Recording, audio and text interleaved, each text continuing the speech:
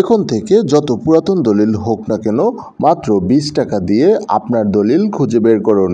যদি আপনি দলিল উঠানোর জন্য বা দলিল খোঁজার জন্য সঠিক তথ্য না জানেন, তাহলে আপনাকে দালালের খপ্পরে পড়তে হবে।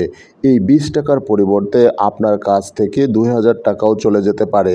বরাবরের মতো আমি রয়েছি তৌফিক আপনাদের সাথে।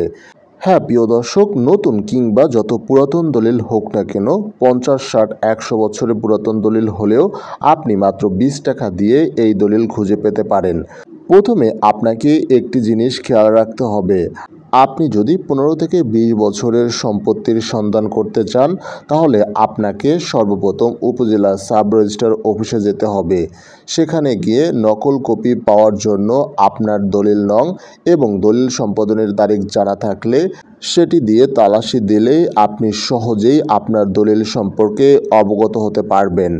এবং 20 থেকে 50, 100 বছরের পুরাতন দলিল হলে আপনাকে অবশ্যই জেলা সাব রেজিস্ট্রার অফিসে যেতে হবে। এরপর আপনাকে দলিল নাম্বার, কর্মিক নম্বর এবং দলিল সম্পাদনের তারিখ জানা থাকলে সহজেই পেতে পারেন। যদি আপনার কাছে দলিল সম্পাদনের তারিখ বা দলিল নম্বর না থাকে, তাহলে আপনাকে সূচি বই এর তালাশি দিতে হবে। এজন্য আপনাকে প্রথম বছরের জন্য 20 টাকা এবং পরবর্তী বছরের জন্য ফি বাবদ 15 টাকা দিতে হবে।